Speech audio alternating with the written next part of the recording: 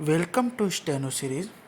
यहाँ आपको 80 शब्द प्रति मिनट के हिंदी डिक्टेशन बोले जाते हैं जो आपके आने वाले exams UP triple SC steno 333 और 1224 के लिए बहुत ही महत्वपूर्ण है। इन्हें डेली पाने के लिए हमारे चैनल को सब्सक्राइब करिए। डिक्टेशन अच्छी लगे तो उसे ज़रूर लाइक करें। आपके लाइक से हमारा उत्साह बढ़ता है और अगर आपका कोई सुझाव है तो आप हमें कमेंट में ज़रूर बताएं, हम उस पर अमल करेंगे। डिक्टेशन स्टार्ट होगा 5 सेकंड बाद।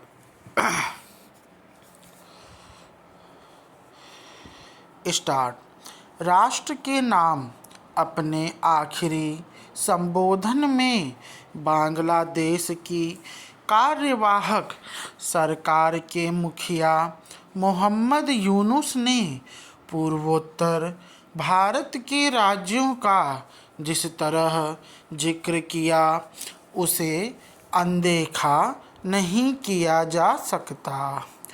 यूनुस ने अपने उद्बोधन में कहा कि हमारा खुला समुद्र सिर्फ भौगोलिक सीमा नहीं है, हमारे लिए विश्व अर्थव्यवस्था से जुड़ने का दरवाज़ा भी है। नेपाल, भूटान और सेवन सिस्टर्स समेत इस पूरे क्षेत्र में अपार आर्थिक संभावनाएं छिपी हुई हैं।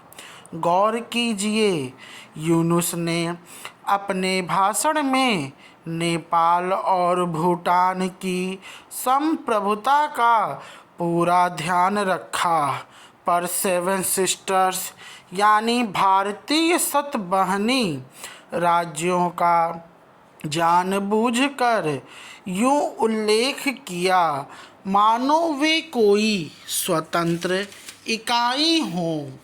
यूनुस पहले भी चीन के अपने दौरे में इन राज्यों से जुड़े उकसाने वाले बयान दे चुके हैं।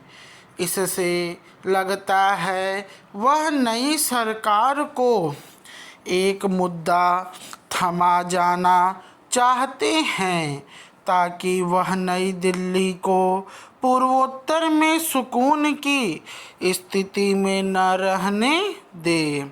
पिछले 18 महीनों में बीजिंग और इस्लामाबाद से मित्रता गांठने को लेकर यूनुस जिस कदर व्याकुल दिखे उससे भी लगता है कि उन्होंने यह भाषाई हिमाकत यूं ही नहीं की। पैराग्राफ। निसंदेह भारत का राजनीतिक नेतृत्व इन सब से गाफिल नहीं है। वह यह भी जानता है कि तारिक रहमान की मां बेगम खालिदा जिया के शासनकाल में बांग्लादेश का तटीय इलाका किस तरह पूर्वोत्तर के आतंकियों और आईएसआई के गुर्गों का सुरक्षित पनाहगाह बन गया था। ऐसे में ढाका में बनी नई स्थिति नई दिल्ली से विशेष सतर्कता की मांग करती है। तब तो और जब वहाँ एक कट्टर मजहबी पार्टी जमाते इस्लामी अब मजबूत विपक्ष की भूमिका में हो। छिपी हुई बात नहीं है कि जमात के नेता भारत के खिलाफ विश्वमन करते रहते हैं। अल्पसंख्यक हिंदुओं को निशाना बनाकर बहुसंख्यक हितैषी बनने की उसकी राजनीति से बीएनपी भी दबाव में होगी। इसलिए बीएनपी सरकार से तत्काल बहुत उम्मीद पालना भोलापन ही कहलाएगा।